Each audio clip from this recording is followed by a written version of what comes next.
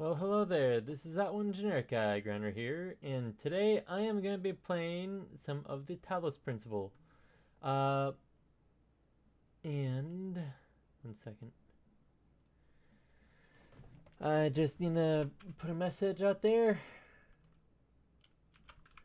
Just a reminder that YouTube tends to take longer for the stream to longer to. I was thinking backwards. So please be patient with replies. There we go.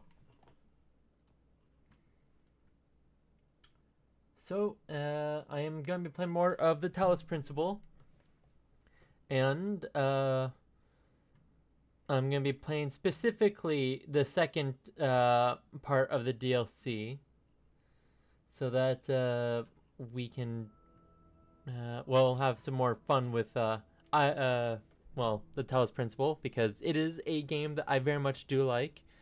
It is one of my favorite puzzle games that I've played so far. I'll say that personally, it's pretty unique to me. It may not be to everyone. They may have played games sort of similar to this, but for me, I like it a lot, and I do feel like it is pretty different compared to certain other games out there. There is another puzzle type game that I want to play that has to deal with the pictures and stuff, but I need to find what the name is again, because I need to double check if I even have it. You know what? I'll do super quick.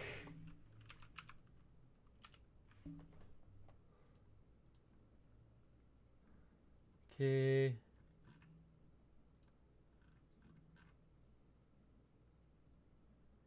Let's see. Talos Principle, Soma,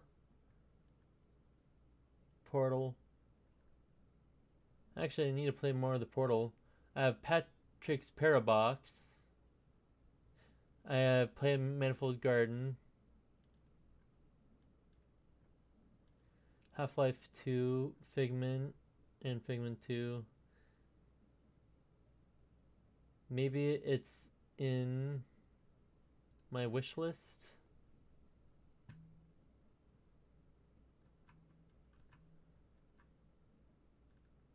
Because I don't remember it being like super expensive, but that it was let's see, where is it?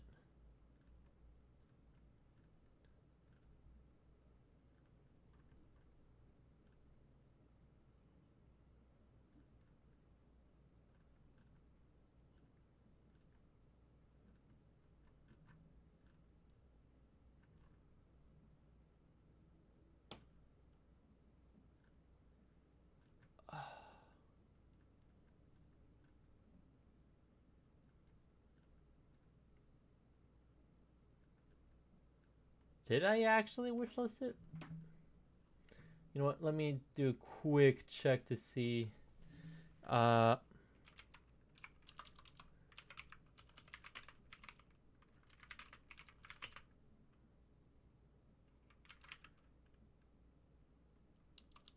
was it called again? The very specific pictures that come from those Polaroid camera.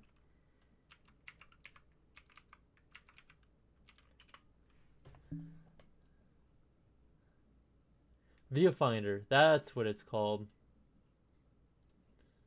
Here.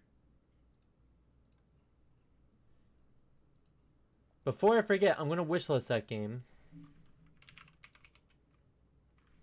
There we go. It's $25.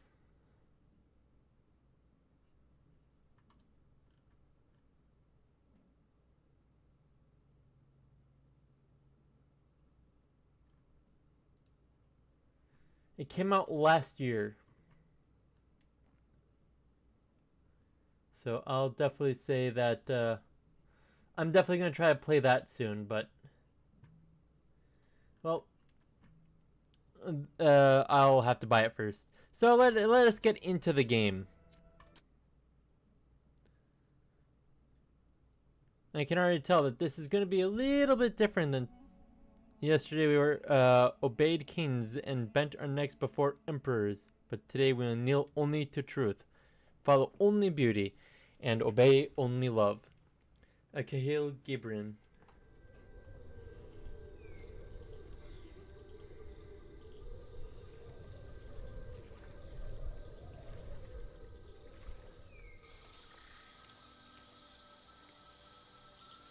Copper. Man, Crabrave really did change, didn't it? We're approaching the island now. Looks nice. A lot less threatening than the megastructure. I mean, no offense. It's, it's just less pointy. No offense taken. I hear Barzai has done an incredible job creating this exhibition. And what a lovely opportunity to spend some time together as a family.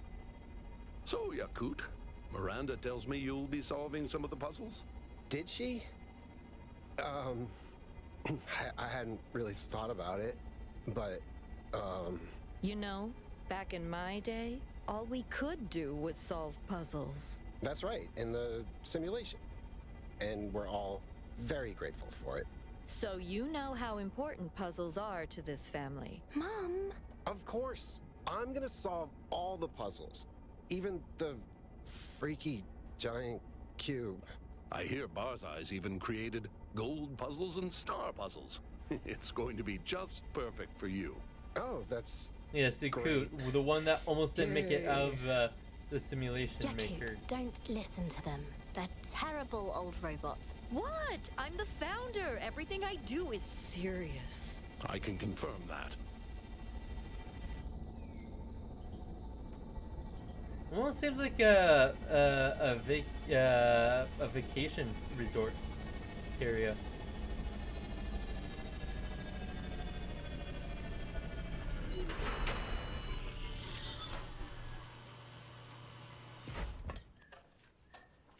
Hello. I'm so glad you could make it. Hello, Mr. Mayor. How are things on Barzai's Island? Barzai seems pretty pleased. Seems like Byron 1K and becoming the Melville mayor got here is this morning. 1K's already solved all the puzzles, of course. And Melville's somewhere. She was testing the sensory receptor upgrade. Al's here too. yeah, but 1K's already talked to solved him all yet. the puzzles. You should do that. Maybe. Meanwhile, relax, enjoy yourselves, and I heard you were going to be joining in the puzzling, Yakut. He can do whatever he wants to. You don't have to solve puzzles to impress me, Yakut. No, I... You kidding? I can totally do this. Excellent. Well, good luck, and we'll see you around.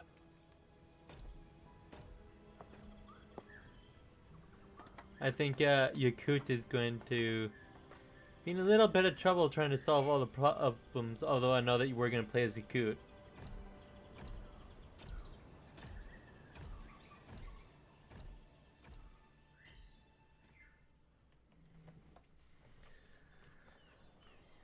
Impress Miranda. Ah, I see we have a new group. Welcome. 1 second.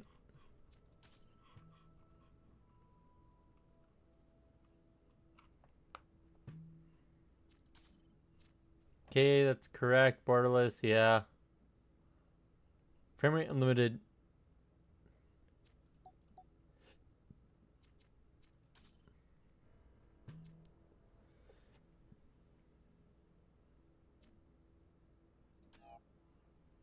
To my latest exhibition, Freedom from Necessity. I don't know why it seems kind of framey There to are me. Many puzzles. Options, video.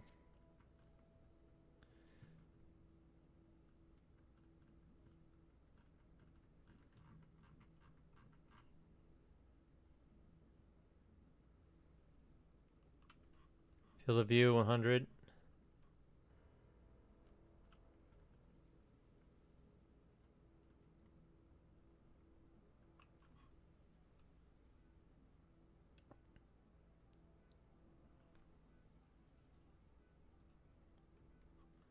Sharpness.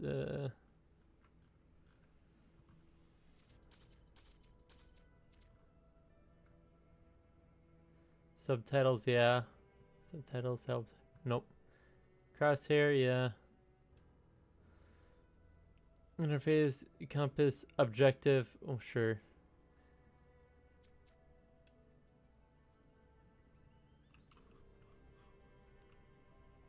I'll keep that on just because it never hurts. Puzzle tool hints. Showtime. That's fine. Field of view, that's fine. Motion blur, bobbing.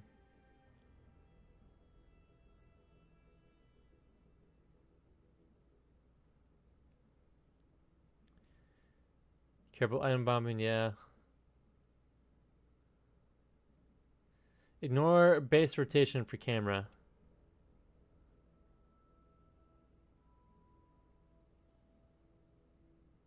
I think they both have their advantages. Let's see. Seeing gravity change. Jumping to or from gravity teleport player to a new position instantly. Instead of rotating smoothly. Use if you're experiencing motion sickness. Okay. Player speed, fast. Mind transfer camera. Nope. I'm not gonna do that.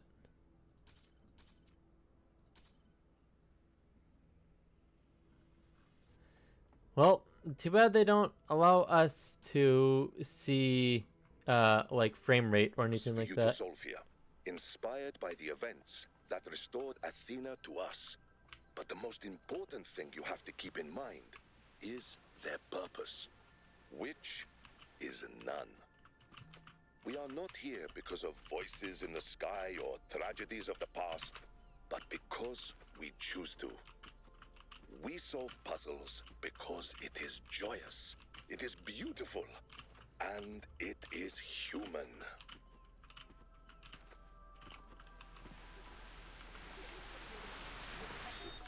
There are those in New Jerusalem who fear that understanding the language of creation is the end of our journey. But that is like Well, saying that's that literally that literacy view, but is from the the opposite end of side. learning, when in fact it is the beginning. Only now are Yeah, we must really power up all capable of 3 reading the lighthouses by great solving and 8 puzzles in terrible each book of the section. universe. And only now can we start to write our own chapters.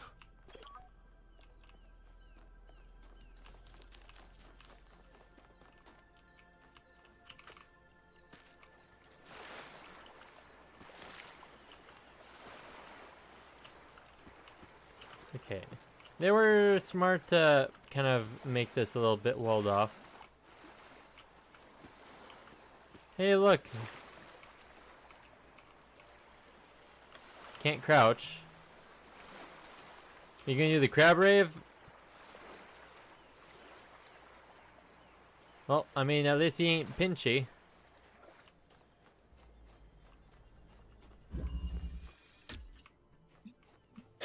You can do this.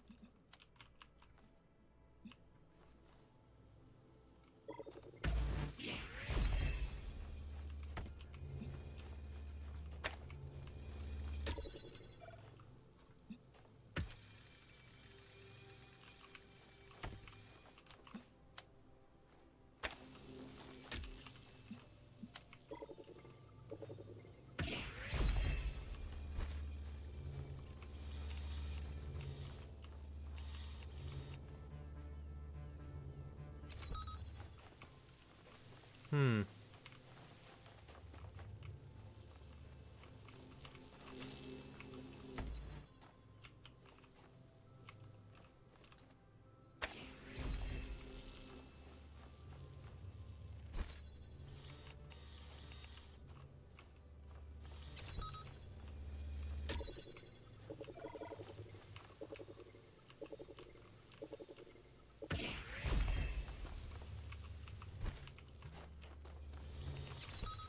There we go.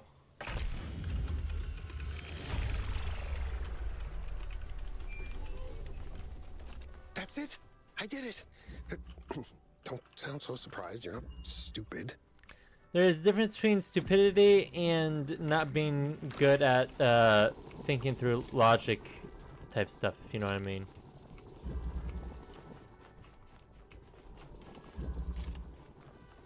Because there are people out there that are not good at logic type stuff, but they are still good at figuring out how to do certain other things.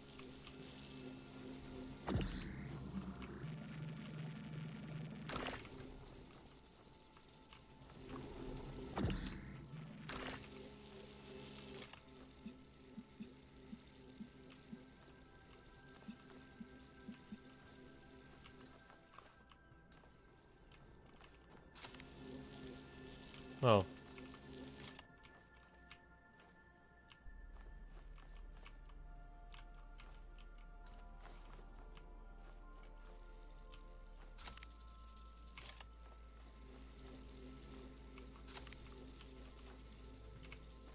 Oh, I'm gonna miss this.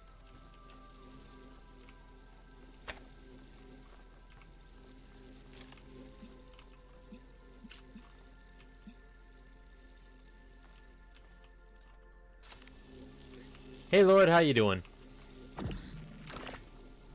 Where'd the thing go? There it is. By the way, I do not know why it's being so framey right now. Okay, so can't know what to do for step 1, but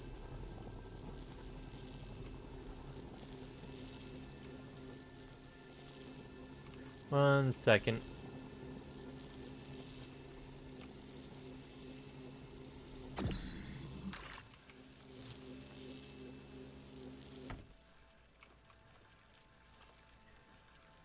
Good. About to get something from birthday sales right going on right now. Nice. What were you thinking of getting?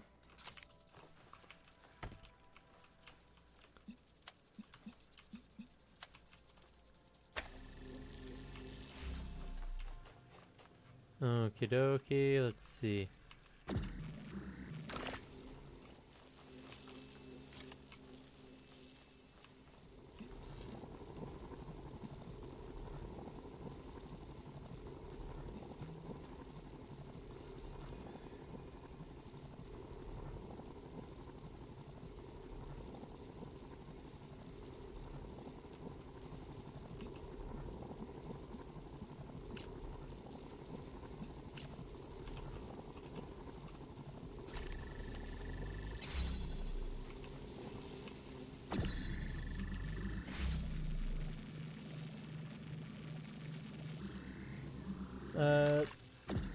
Let's see. Wow, there's like no stream delay. So many options, honestly, because it's just GE premiums right now. I mean, that's understandable.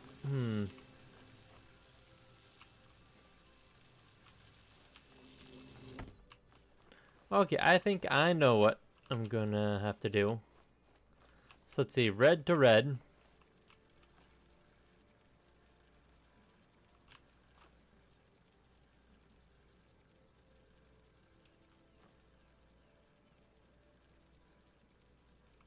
Actually, one second. So let's see. So blue unlocks the front one. Red unlocks the back one.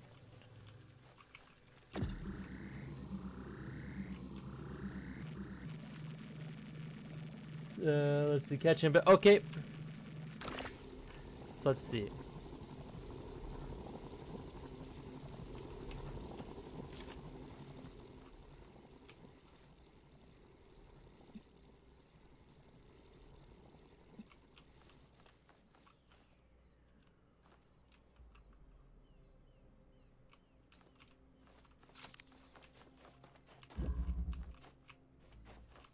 Scan, try and make sure there's nothing else in there.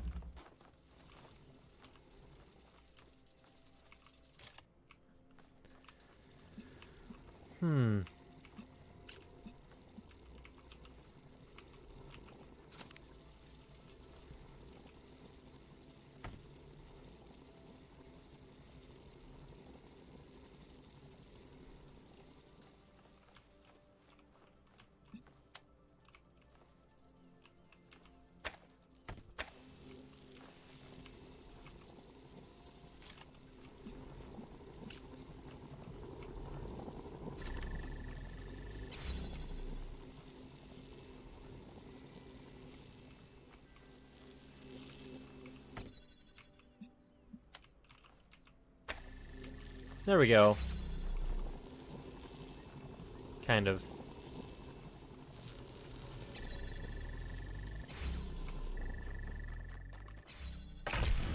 There we go.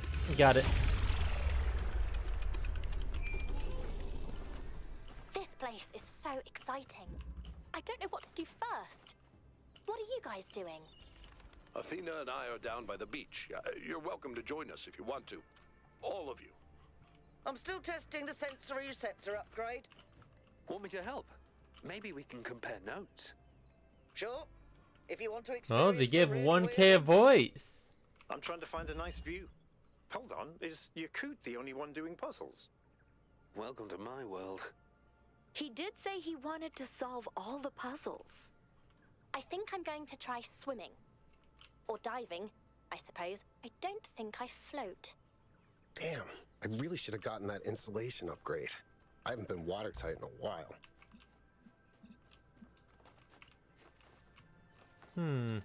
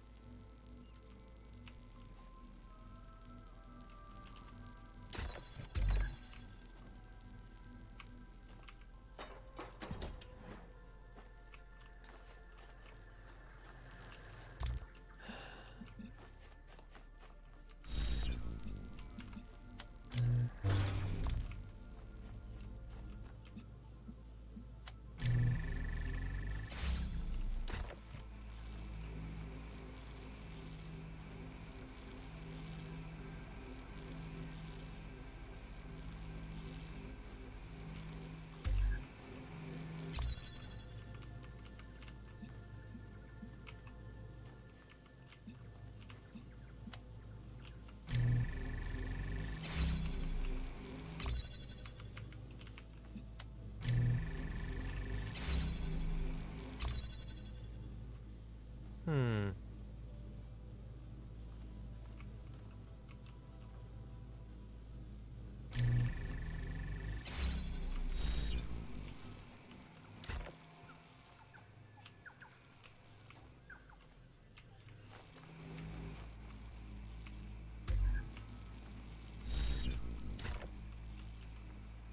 What's this stopping me from putting this in sideways, man?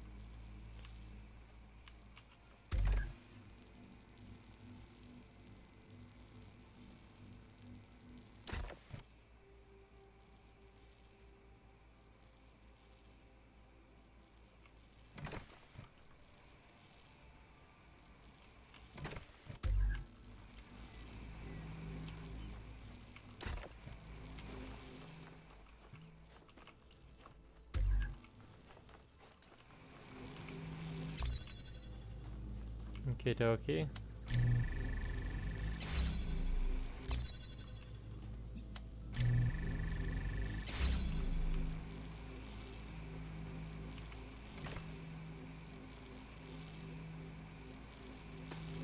Oh, come on.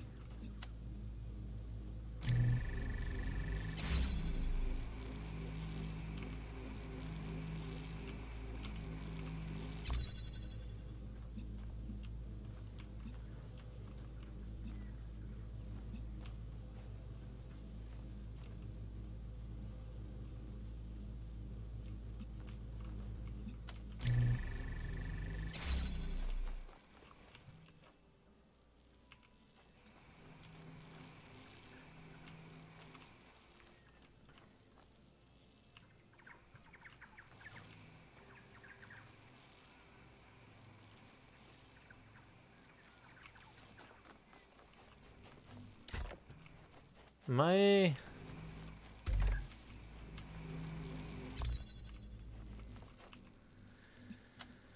I'm not very bright.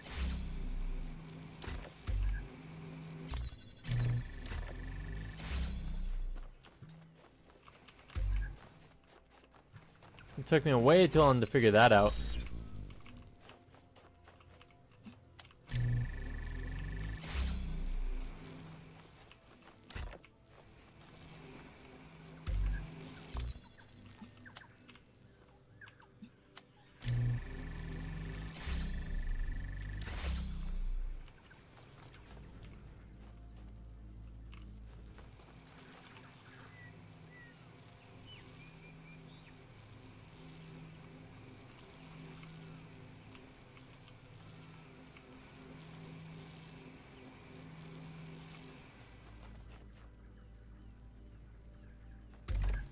1 second. Was I even dumber than I thought I was?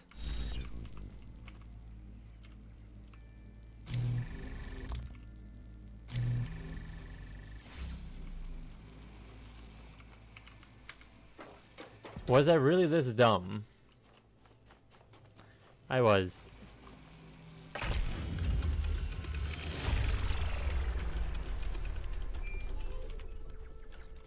All right. Is your upgrade enabled? Yep. What does the air smell like? It... Oh. Oh. I smell iodine. Limestone. Is that UV? Can I smell radiation? You can, but you're looking at a painting and telling me what the paint's made of, not what's in the picture. What does it feel like? It feels like summer. Like the day is still young, and there's endless possibilities ahead of us. What we are now is only the beginning, and there is so much more to discover and to become, and I think those dolphins are mating. Am I supposed to be able to smell that? Right, let's smell something else. Over there. Huh. Okay, so top, middle right, bottom left, and top and left.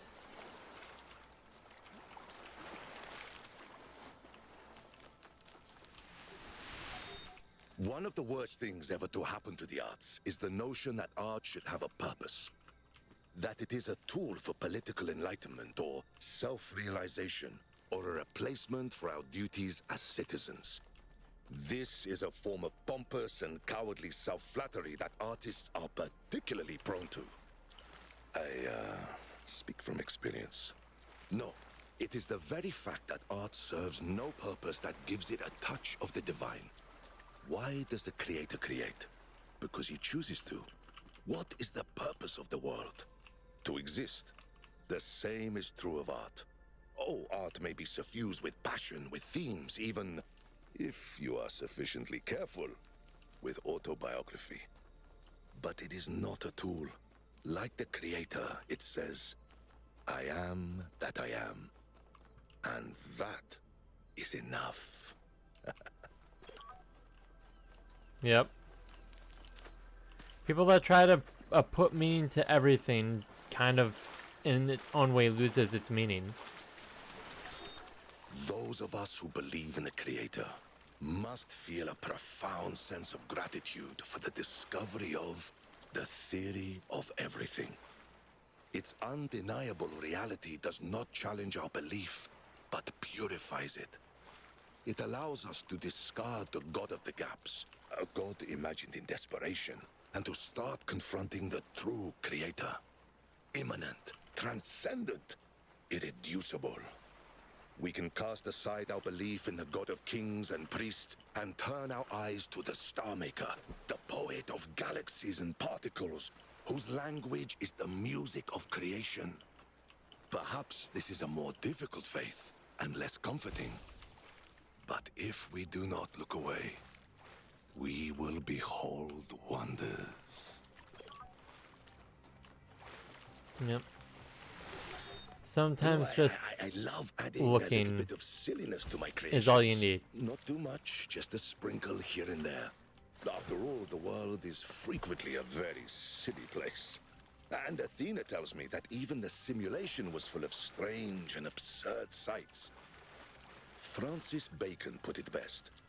There is no excellent beauty that hath not some strangeness in the proportion.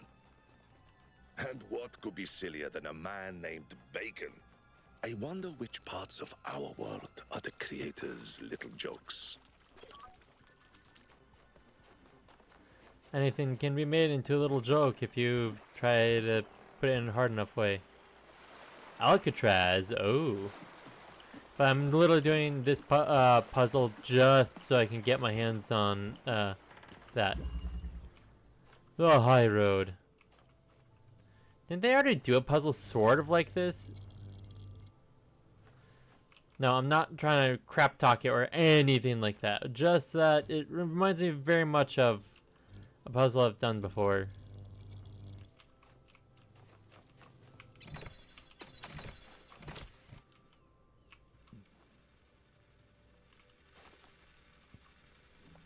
Okay, I see that I'm gonna need that button.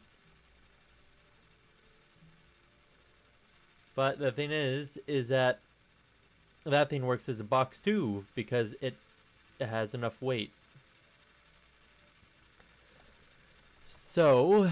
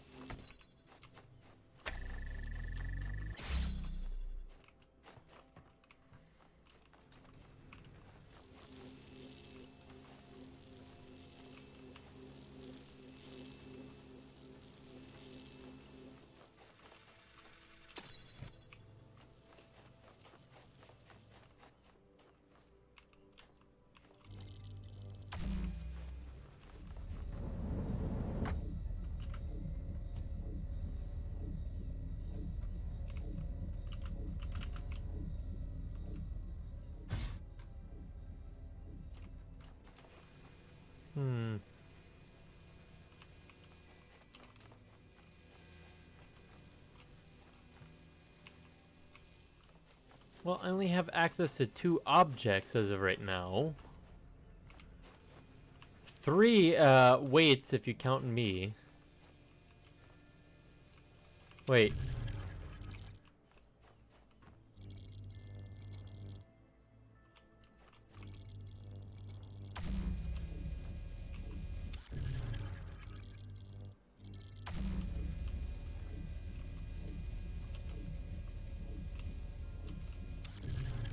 Okie dokie.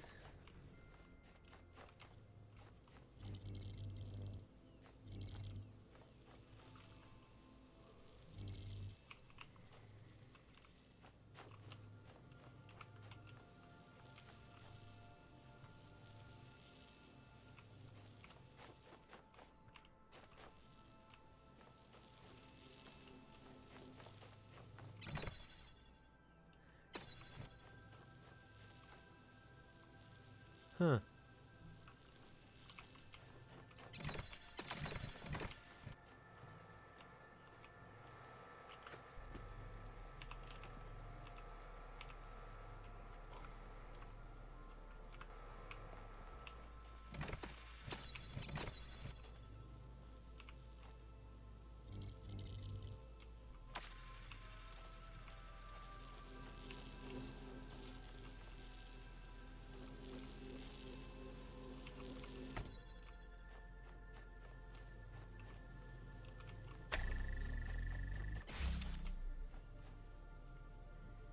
Hmm.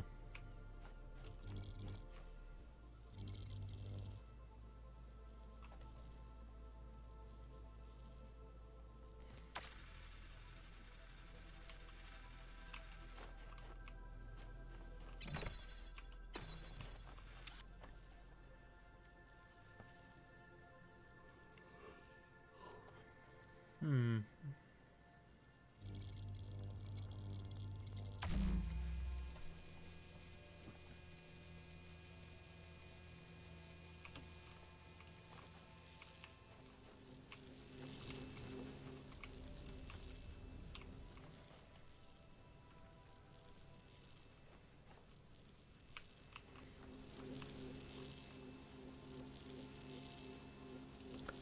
I feel like I'm missing something. Hmm.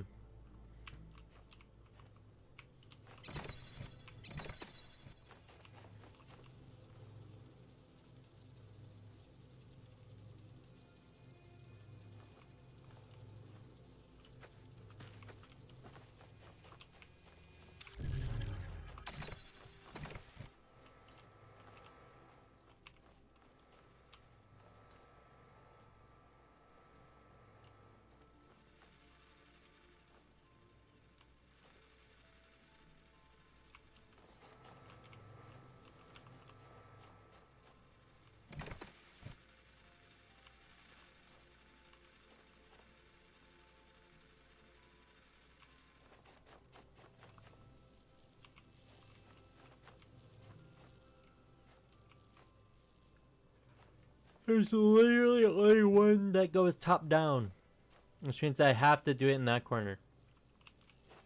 And then somehow get it across. The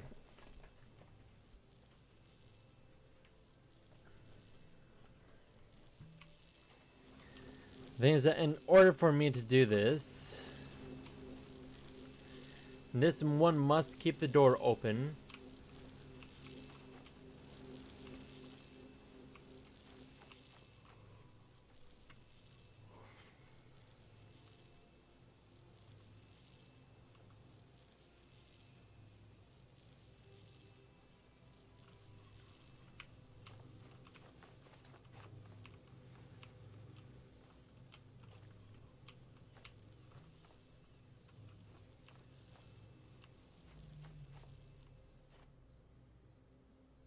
Oh, you know what?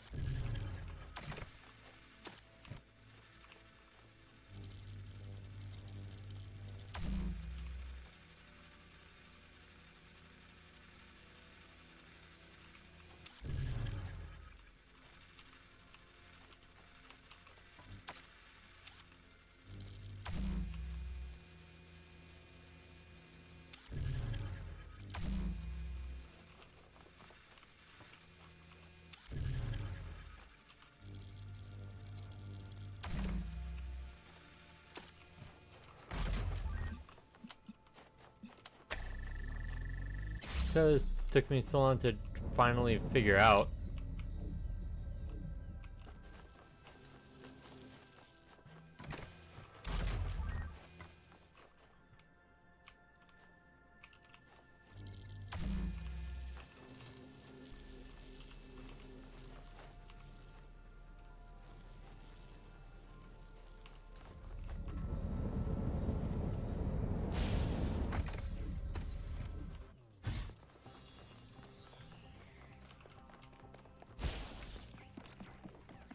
Don't worry, I'll finish that puzzle soon.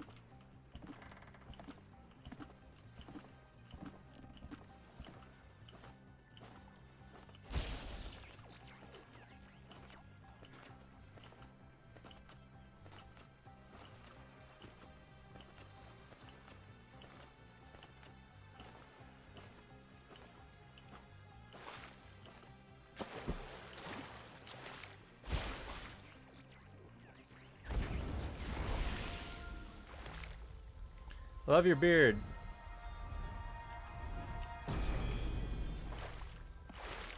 Star Kind of a puzzle. shame there aren't any cool aphorisms for collecting stars.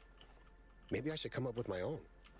He who questions training only trains himself at asking questions.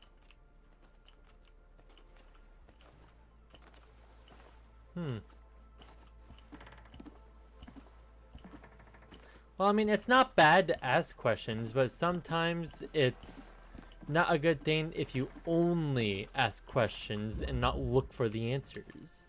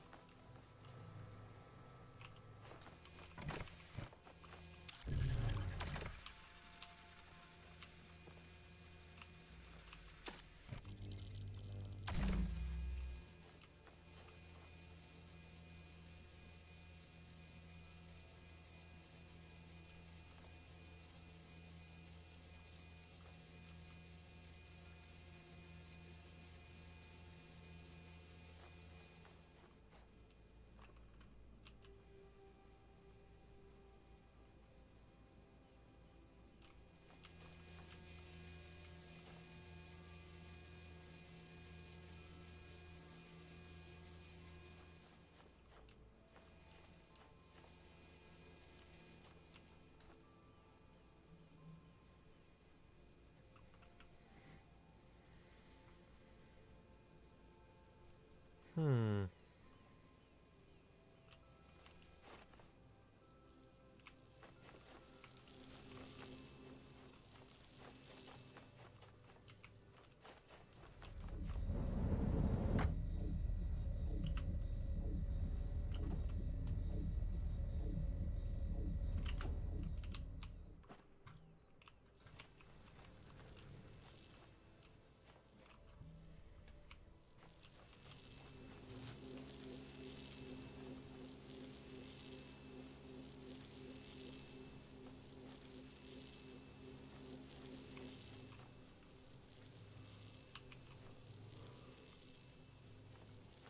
Hmm.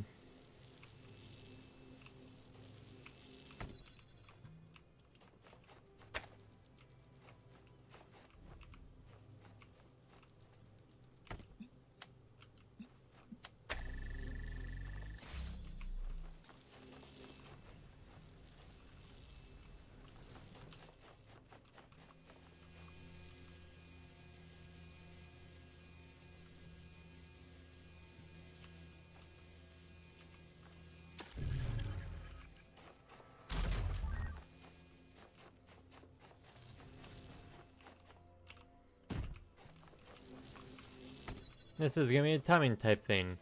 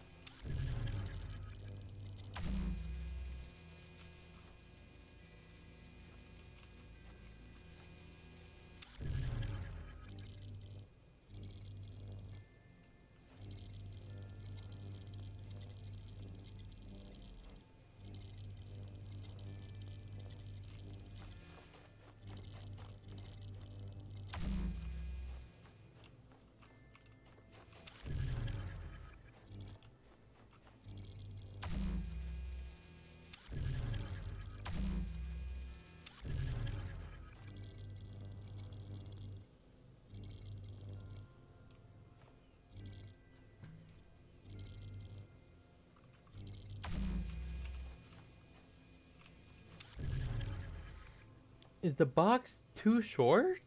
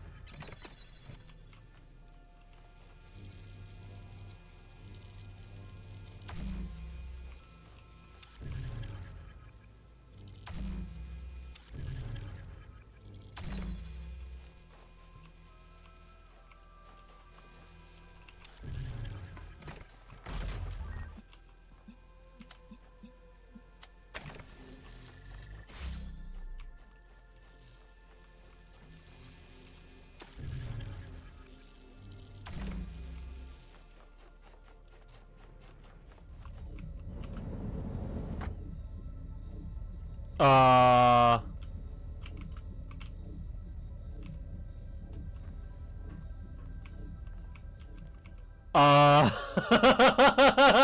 What?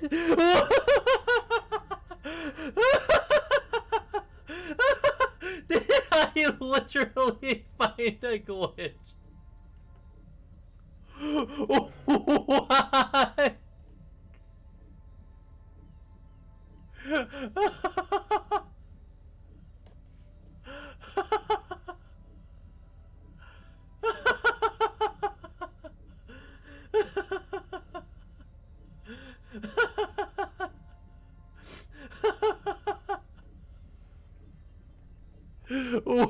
What? I don't even know what I did.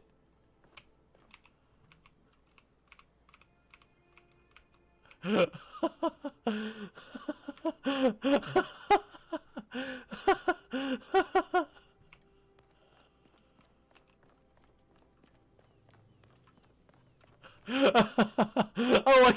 I can press spacebar through this.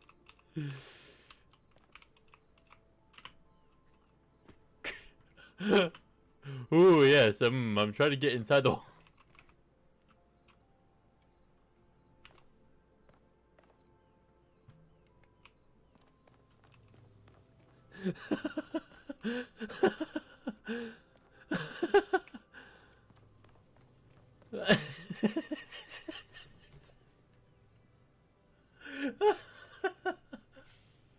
Okay, okay. Okay, just because okay, so I have been wanting to change the puzzles on this. So I'm literally gonna do this just because this may be the only puzzle I accidentally cheat.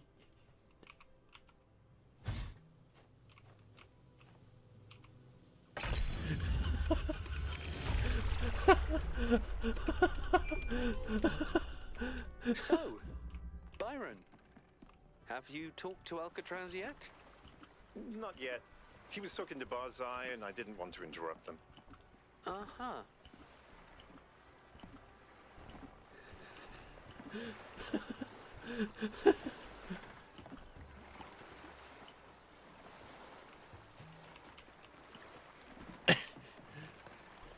I'm gonna say this right now is that having a glitch is so what?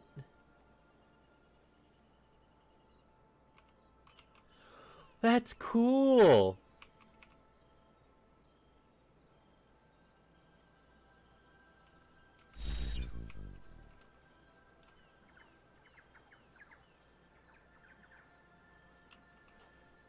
Well, time to uncover some secrets.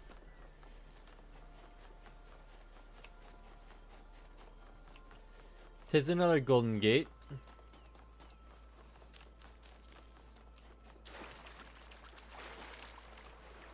Oh, I thought it'd let me research that or whatever.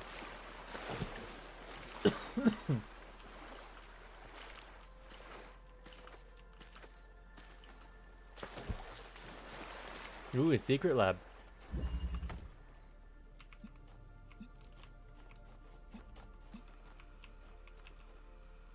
Hmm.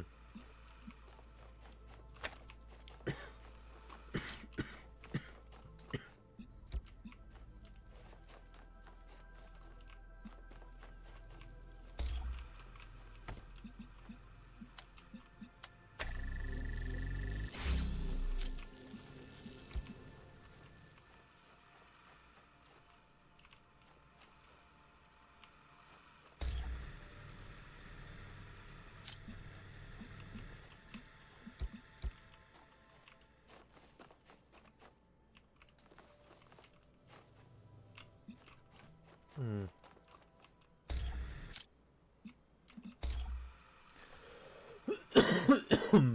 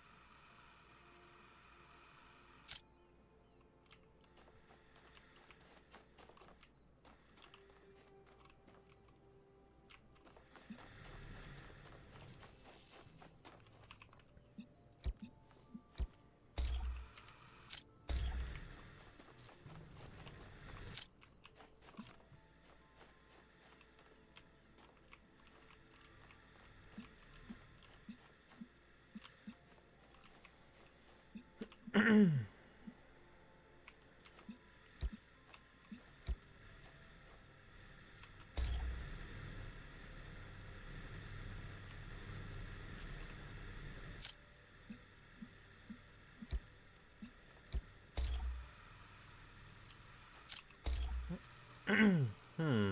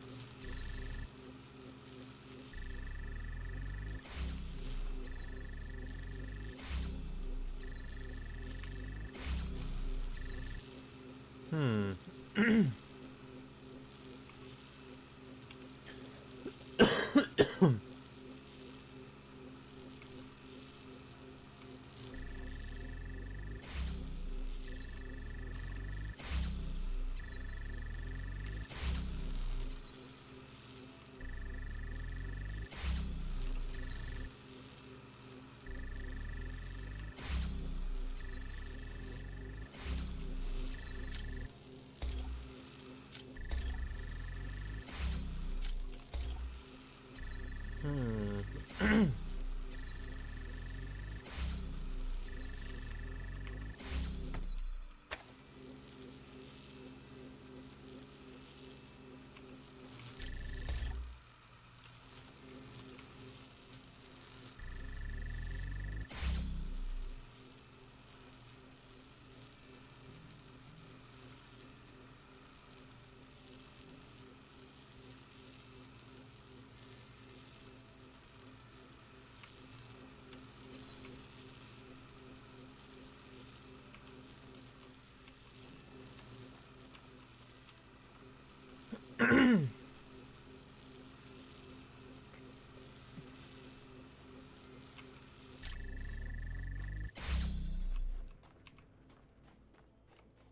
Okay, so I need red and green.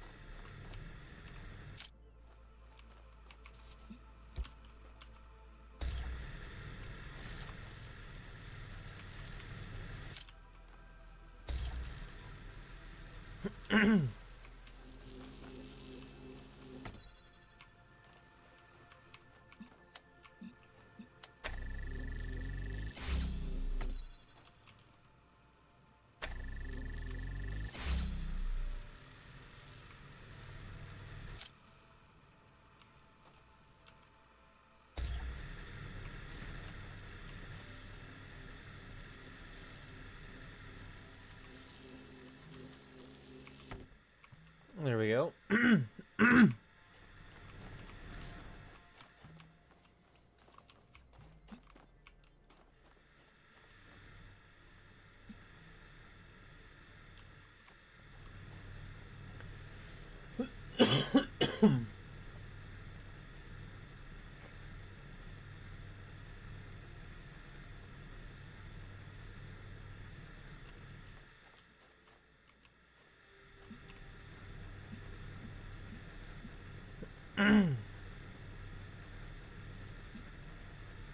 I just realized I have a little bit of a conundrum. 1 second.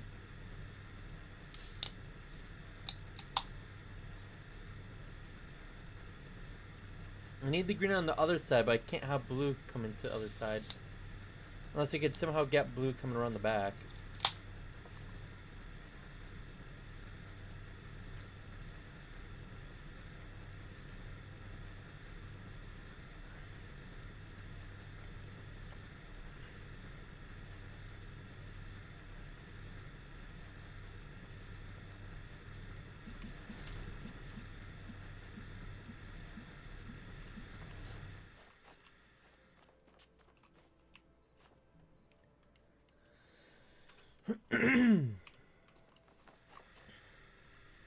So if that's out there...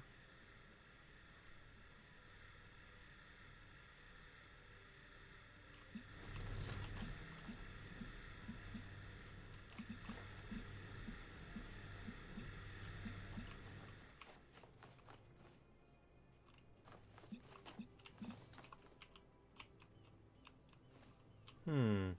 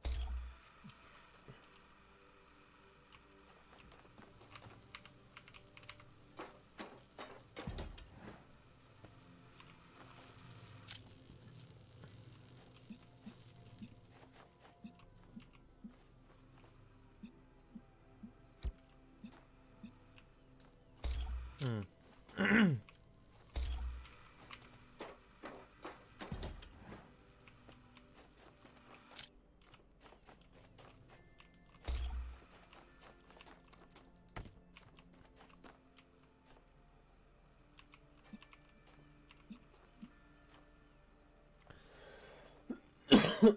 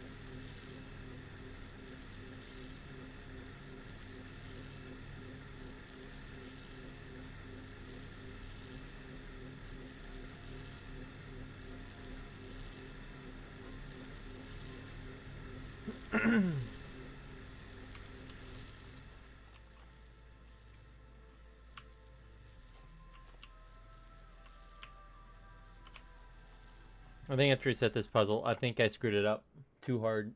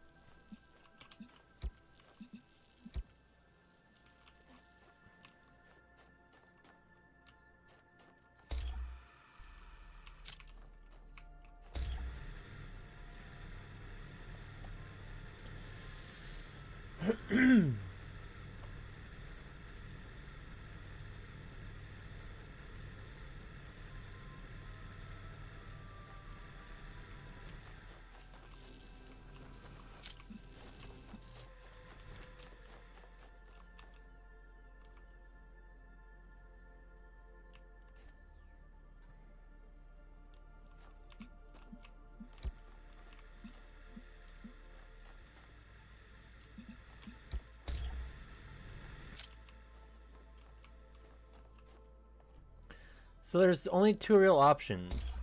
Either I'm gonna have to have red and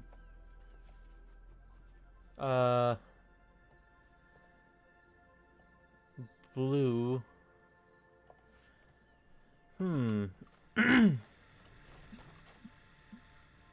Actually, I just realized I may have screwed myself up in a slightly different way now.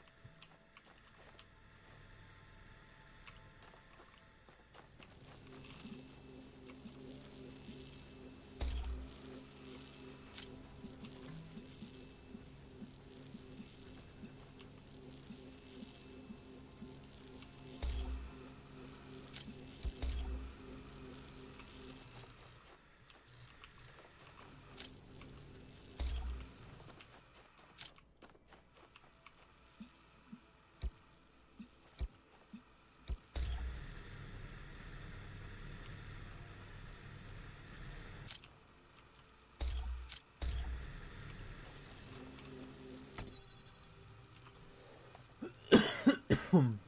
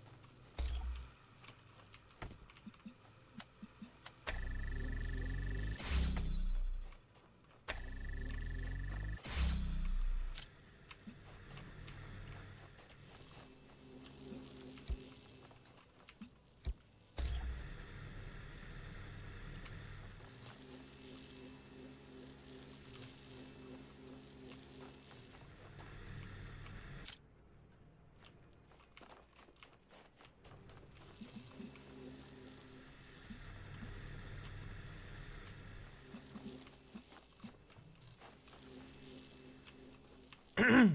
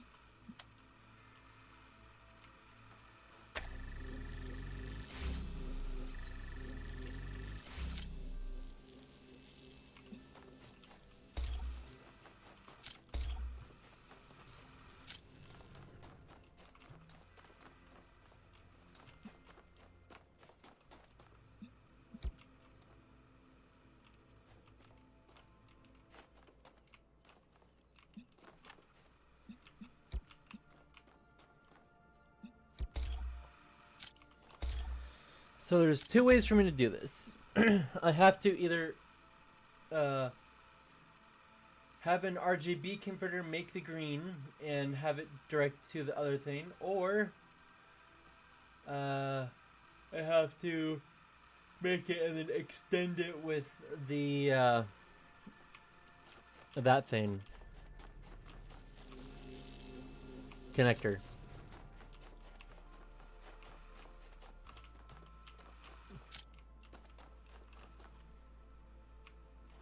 One sec, I need to read that thing. I often think about the strange inversion that occurred to the notion of progress. In the waning days of the old world, our ancestors came to believe that progress as applied to society was a myth, a narrative illusion. Despite their world changing around them, they believed that things must stay the same. Indeed, that things never really could change, even if most people wanted them to. And yet, in the arts, they began to see progress as the only true value. They no longer asked, is it beautiful? Is it true? Is it fun? Instead, they said, is it new? Does it break conventions? Does it subvert the old? They fashioned forms increasingly alien to themselves, pursuing something they could never find, because they were looking for it in the wrong place. To fully pursue truth and beauty, art must be liberated from the notion of progress. But this liberation could never be accomplished by art itself. Art does not precede the world, and it was always the world that had to be transformed.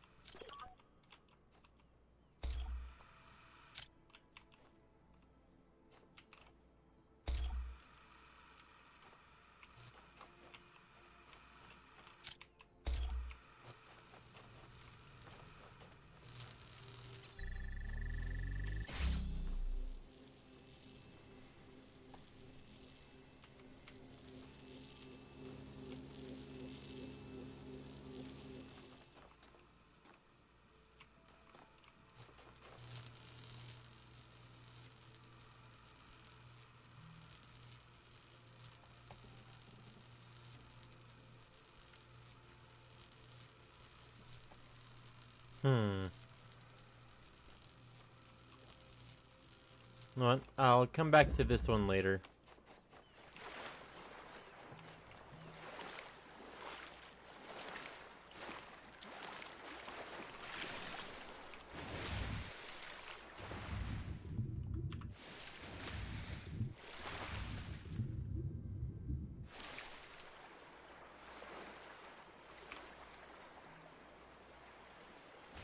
Up to me eyes. This seems like a really bad idea.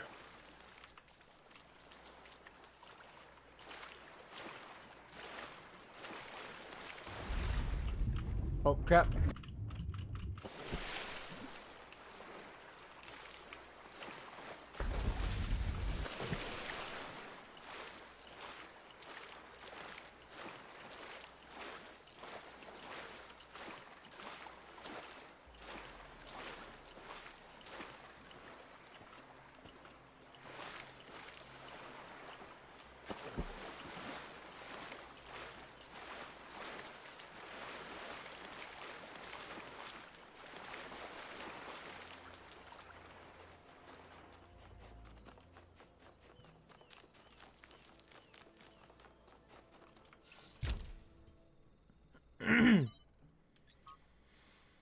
Non-Nobis system. An extract from Tabani J. Calvin's final essay, posted to a news group designated Alt Neomatics moderated shortly before his death. It is a very harsh reality to face. Not only that that my life is about to end, but that I am not satisfied with it. I know I did my best with what I was given, but that's not enough. Needing money to survive, I spent the most significant part of my life writing idiotic software, most of which is already obsolete. I didn't see much of the world. I know that there is a transformational power in experiencing the reality of different places which cannot be replicated by reading about them. To truly know that another place is real changes who you are. I didn't read enough either. My civilization is growing increasingly disdainful of reading, and I realized far too late how weak and unformed our minds are without reading. There are so many incredible books, and I know that my mind isn't half of what it could have been, and I'm intellectually and spiritually poorer for it. I'm gonna have to take my inhaler. And I could go on, but time is a luxury I can no longer afford.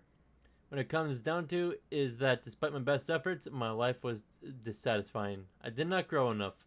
I look at myself and I can feel the absence of a person I should have been, because a world based on scarcity, a world in which writing crappy software is what I had to do to live at all. There's only one hope left for me.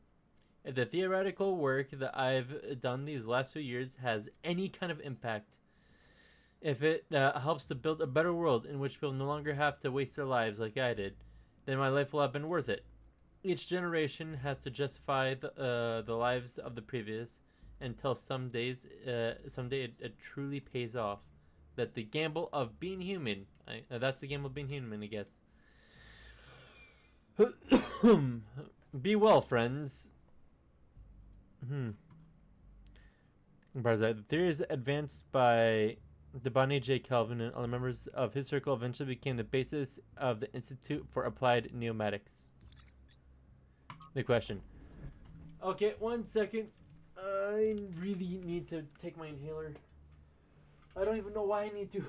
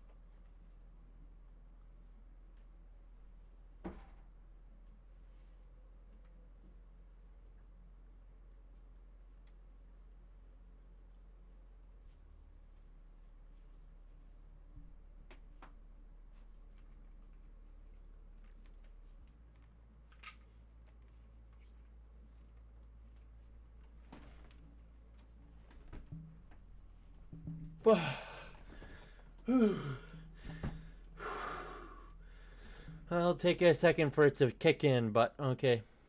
The question we are too often asked, who are you? And too rarely asked, who do you want to be? We're afraid of the true answer to. Are we too afraid of the true answer to the latter question? Not enough money, not enough time, not enough power, not enough will.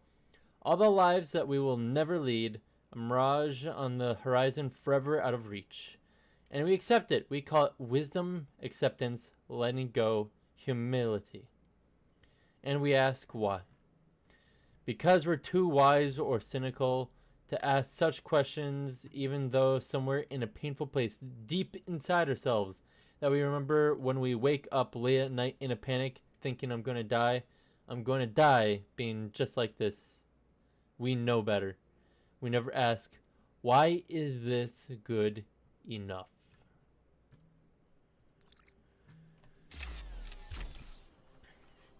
Well, I will say that one of the reasons why I think a lot of people don't ask why isn't this good enough is because they're afraid that they will be told that no matter what they do, it will never be enough.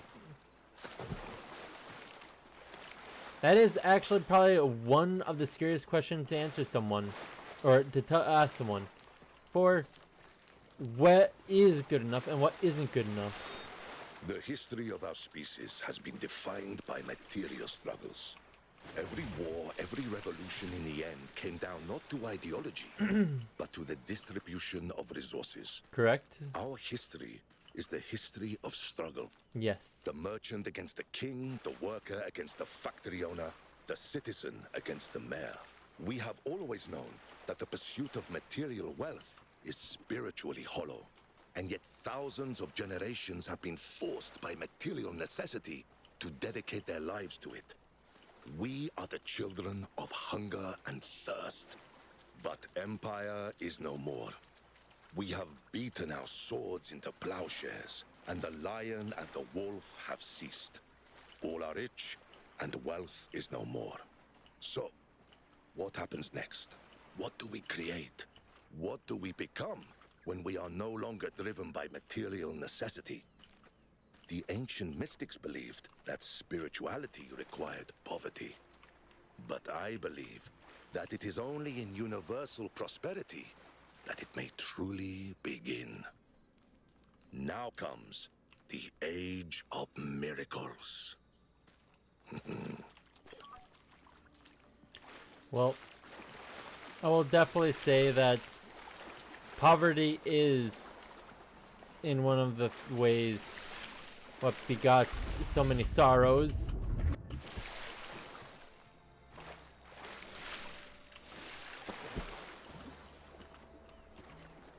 Because everyone would wish that they were rich or famous or had so much power that no one could look down on them. But it is incredibly hard to deal with, for the fact that you basically already have to start from a place that has some form of wealth or power to accumulate more. It is so much harder to have more of something when there is nothing to start from.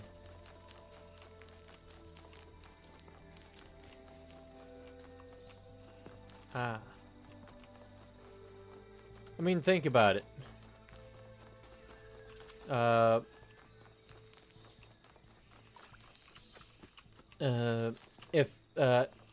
If we could have machines that could literally do everything for us, and that there was no more need for money, that we basically wouldn't have to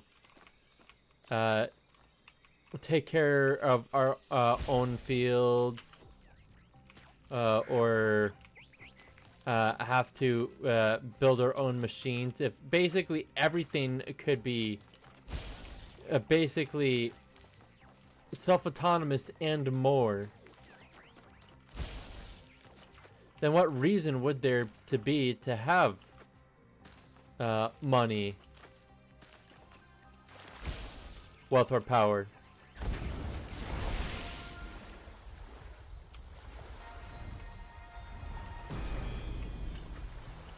But Understanding is a three-edged sword. Your side, their side, and my paraphrase.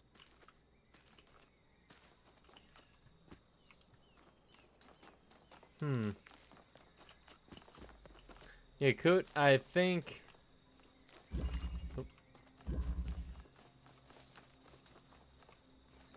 There might be even more to that than what you've said. Oh. I didn't even try to find that. There's no shame in using one of these to skip a puzzle. No one will even know. Except me, and probably Barzai.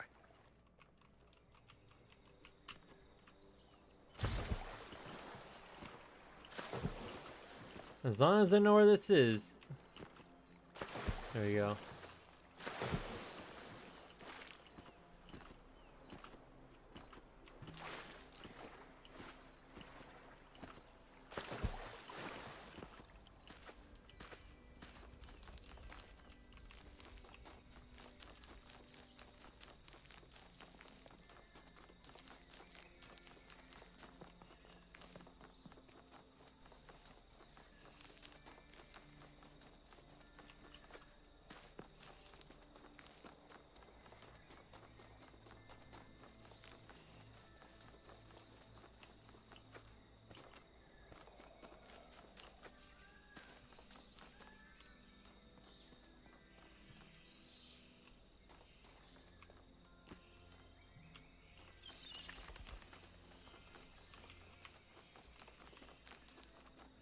Oh. Fifth,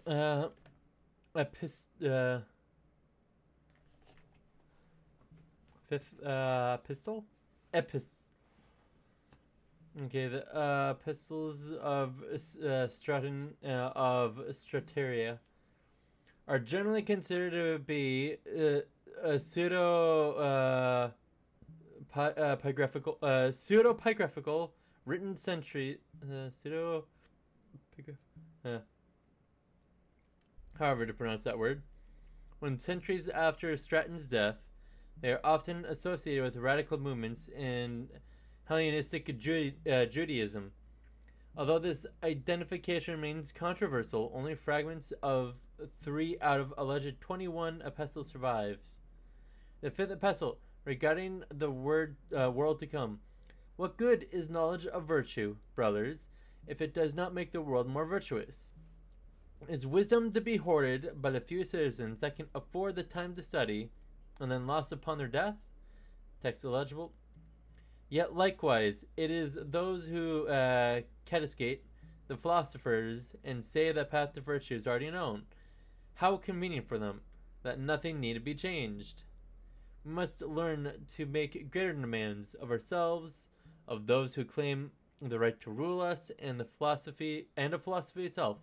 For all of these must serve the world that is to come, in which the toils and sorrows of our children upon the earth will be ended. Then every man will be a philosopher, and even the lowliest cook will have the wisdom to rule, and then shall begin.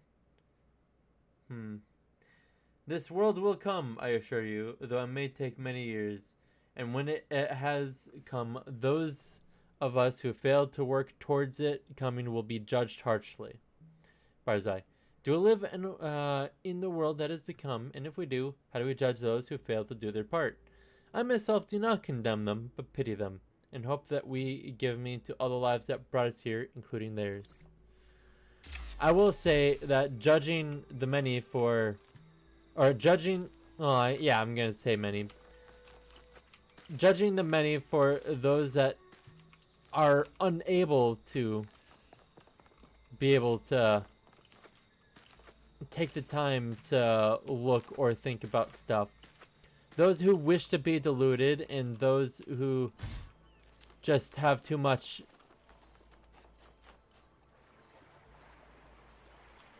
That's a football. Or no, that's a coconut, sorry. But that there's too much for them to be able to take more than just a little fragment of. Like people that don't know the meaning of life. But the thing is that there is no true single meaning to life. If there was one solid meaning to life out there, as the main meaning of life, then so many people would be crushed or unhappy with it, or they might say it's wrong and try to go against it. No single meaning of life should necessarily be above others. I would say that the meaning of life to most people should be what they think the meaning of life should be for them. You shouldn't necessarily have to conform, but at the same time, being able to look at what other people have said, to understand and to be able to weigh against their own judgments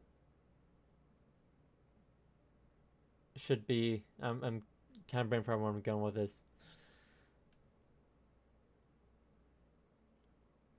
The meaning of life for you should be yours to call, but that doesn't mean that you should not necessarily follow what everyone else says, but that doesn't mean that you should ignore what they say either, is basically what I'm trying to say. Let's see, the Jester of the Gods. Once the older gods had need of laughter. Therefore they made the soul of a king, and set it in ambition greater than kings should have, and lust for territories beyond the lust of other kings. And in the soul was set strength beyond the strength of others, in fierce desire for power and a strong pride. Then the gods pointed earthward and sent that soul into the fields of men to live in the body of a slave. The slave grew, and the pride and lust for power began to arise in his heart. And he wore shackles on his arms. Then in the field of twilight the gods prepared to laugh. But the slave went down to the shore of the great sea, and cast his body away in the shackles that were upon it, and strode back to the fields of twilight, and stood before the gods, looked at them in their faces. This thing the gods, when they had prepared to laugh, had not foreseen. Lust for power burned strong in that king's soul, and there was all the strength and pride in it that the gods had placed therein. And he was too strong for the older gods, whose body had borne the lashes of men, could brook no longer the domination of the gods. And standing before them, he bade the gods to go. Up to their lips leapt all the anger of the older gods, being for the first time commanded. But the king's soul faced them still, and their anger died away, and they averted their eyes. Then their thrones became empty, and the fields of twilight bare as the gods slunk far away, but the soul chose new champions.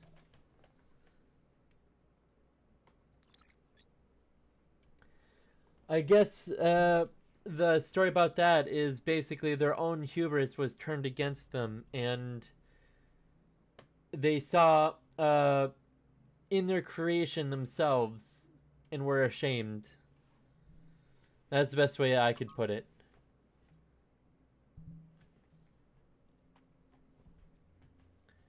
The old gods did not look kindly upon the god of jests, for he was a slight thing, not mighty and terrible as they were, but small and weak and subtle. He knew nothing of thunder and floods, and less yet of fire and ice. To the great symphony of creation he contributed only a single note, and nearly fell over himself during the grand finale. The god of jests did not complain about their contempt, but laughed at himself instead. The old gods made galaxies and suns and planets. They shattered continents and brought forth raging seas. And then they made wild beasts with scales and horns to roam the land, to look upon what we have made. And they said to the god of jests, "What can you make that is equal?" So the god of jests took a crude monkey, gave it thoughts and language, and taught it to learn new things, and he was proud of his creation. The old gods laughed at the creature, and sent their creation to destroy it, and the monkey was easily slain. "Behold," they said to the god of jests, "your creation is no more." Now the god of jests bent down and whispered to the ear of his fallen creature, and it rose from the dead, and behold, in death it had learned the language of the gods. The old gods protested that this was against the rules they had established. But the god of jest showed them the one exception to the rules that they had allowed. The one note he had contributed to their creation, because they had not considered it important. The punchline of a joke did not have to be consistent with reality. And so the creature that was to be called human undid the old gods and scattered their names to the wind and conquered their creation. And the god of jest laughed to himself and said, "They should not have killed my monkey." I will say that I understood that one less than the other story. But that does not make it lesser of a story. Just one that I am inept at being able to understand. Prometheus. I believe in a creator because I experience a creative force within myself that seems connected to or reflective of something greater. A drive towards being and becoming inherent in the universe itself. The discovery of the theory of everything has not undermined that belief. Oh no, to the contrary. I believe that the language of creation reveals a creator who sees no difference at all between mathematics and music, whose suns and planets are notes of a melody, whose galaxies are symphonies. A nebula is a painting, an atom is a machine, and they are all part of a masterpiece. And if I'm mistaken and there is no creator, then the duty of finishing the masterpiece falls to us.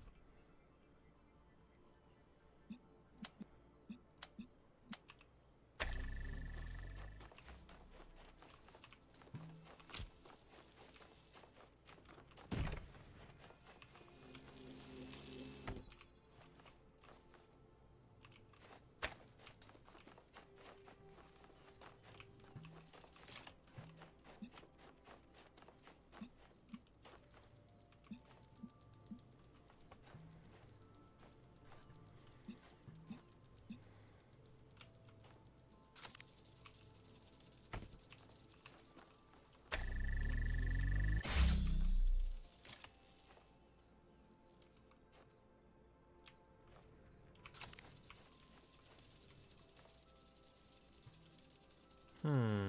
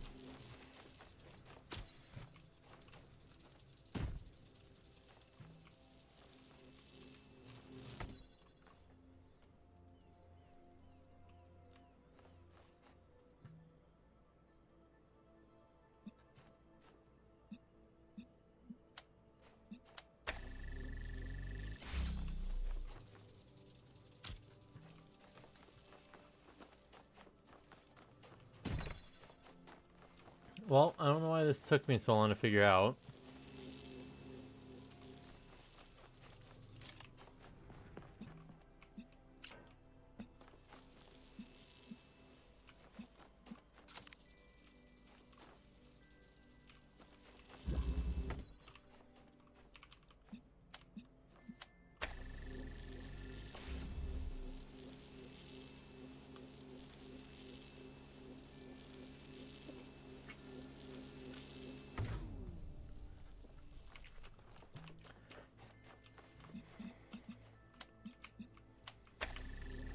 This very much should not have taken as long as I did.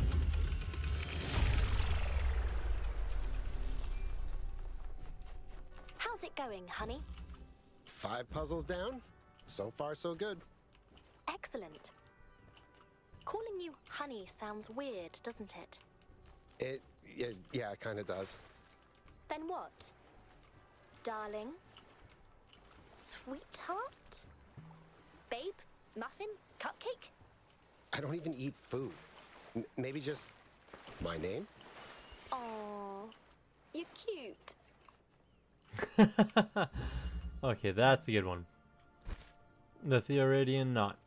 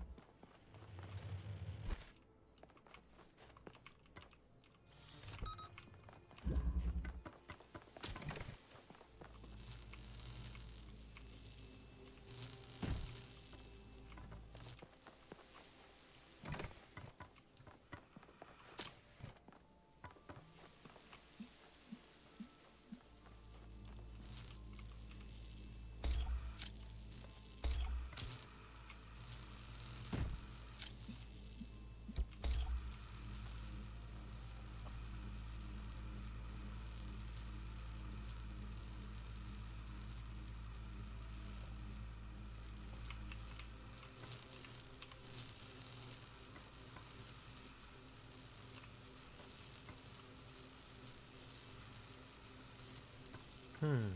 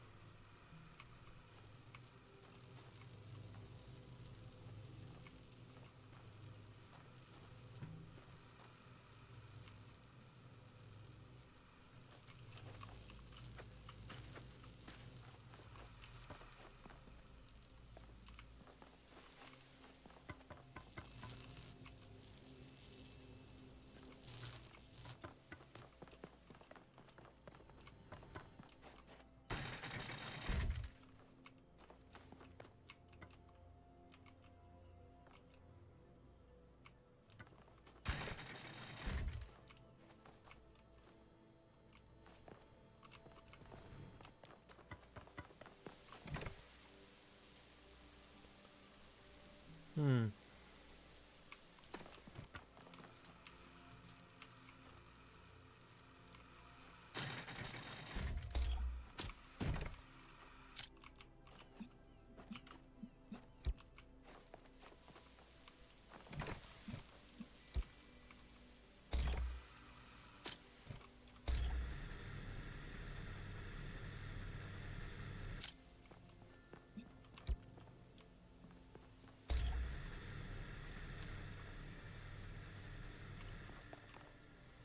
Hmm.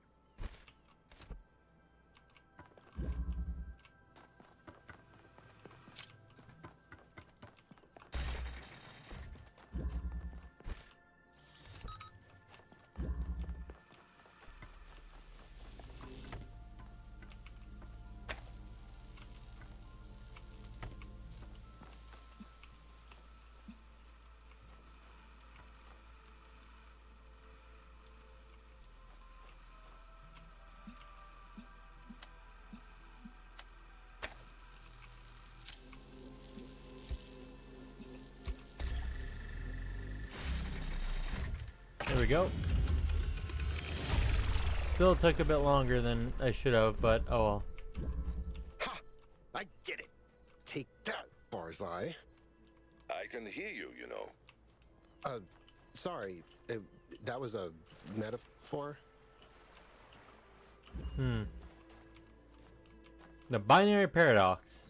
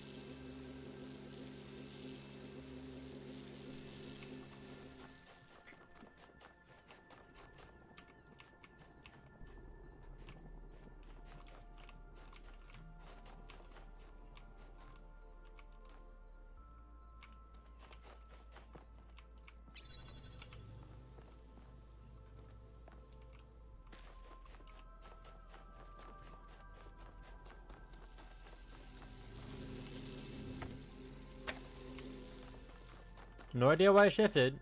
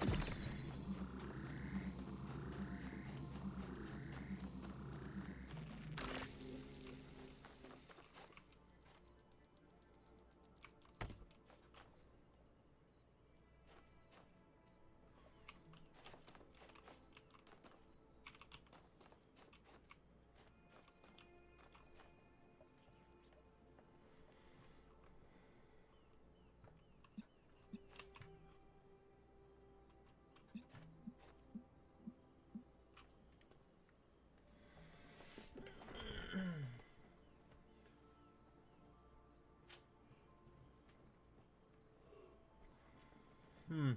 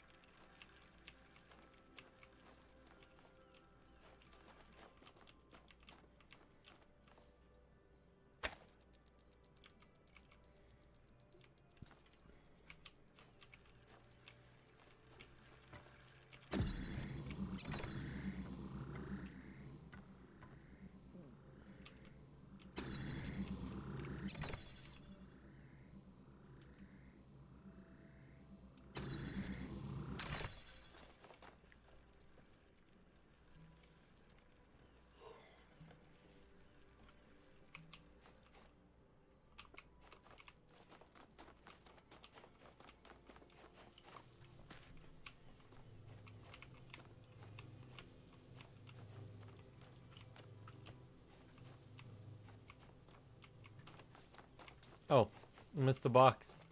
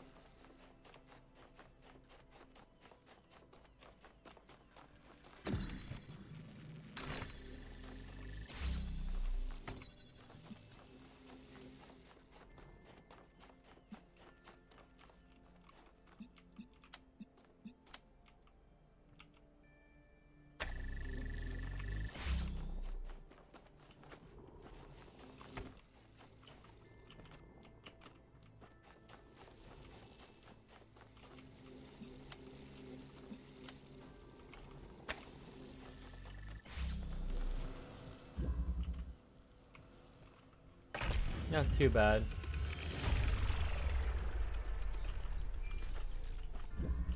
So how does this coconut taste to you? It's kind of wooden. Very crunchy. Did humans just have weird taste, or is this some function of subjectivity?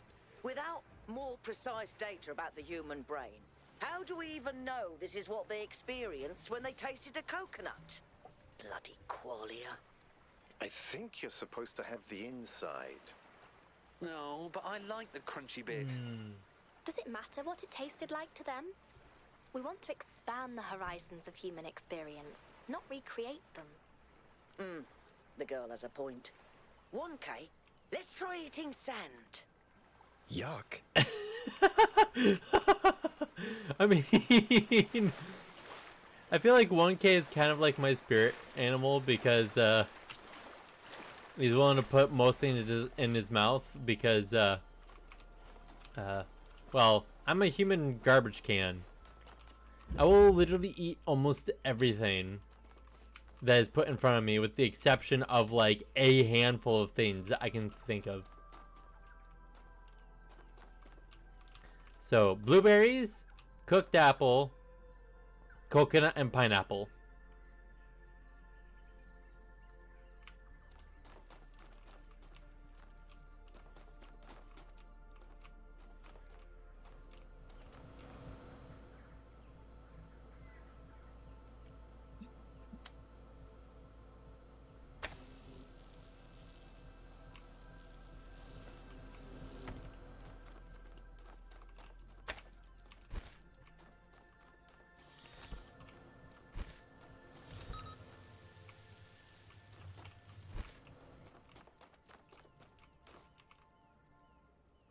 Oh.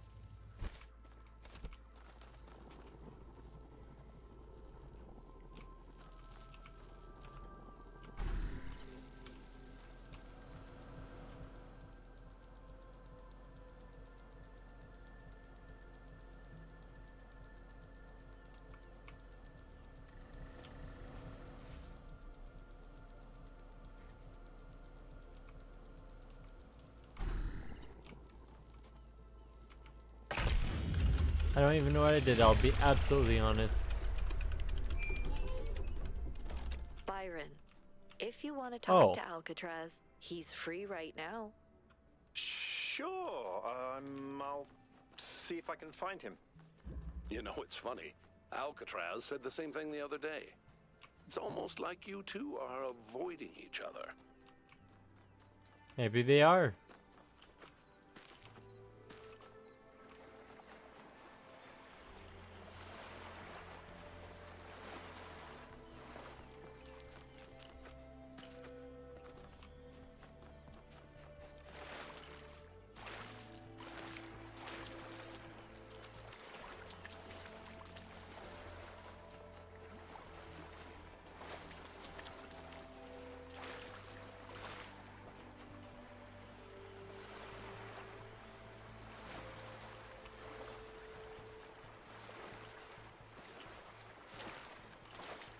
Maybe it's this one over here.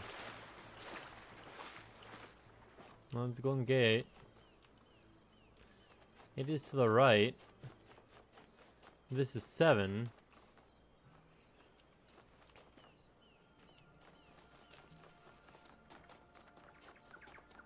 Oh, there's 8.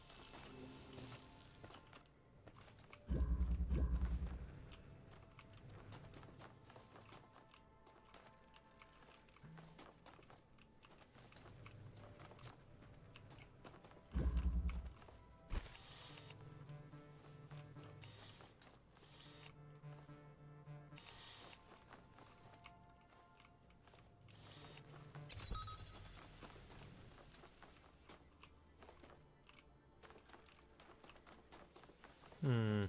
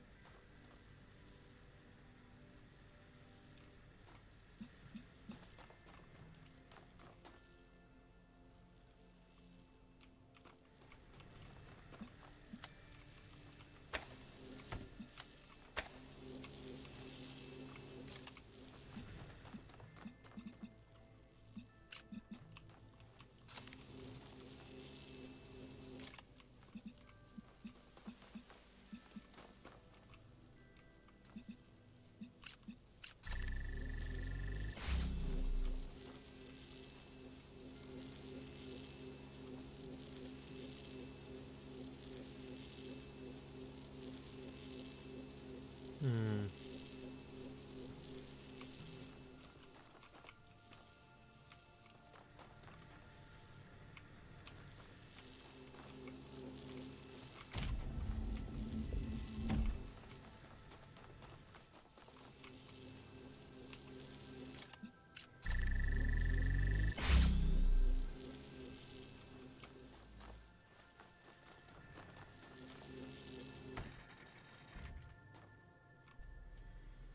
Hmm.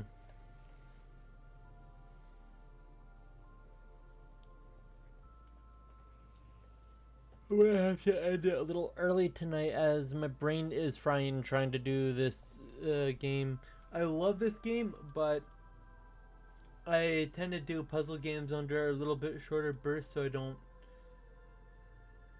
make it extremely difficult for myself. Well, I mean, I'm getting kind of tired. No, my War Thunder streams tend to go till like past 9 p.m. Central Time, but right now it's only about 8:10 p.m. Central Time, or also known as 2010 hours Central Time.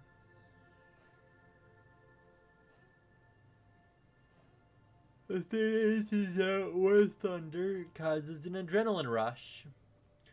So I might have to get off. Although I will say is that on Saturday and or Sunday I will be playing a Call of Duty, and I'll be playing a mixture of multiplayer and zombies. You'll understand. Well, I'm just gonna call this a night here. My brain's fried. No, I didn't really get much done today. But hey, the nature of puzzle games is to puzzle them out. So what can I say? Well, thank you very much for watching. I had fun, and I hope you did too. This is That One Generic Guy, and I shall bid you adieu. Good night.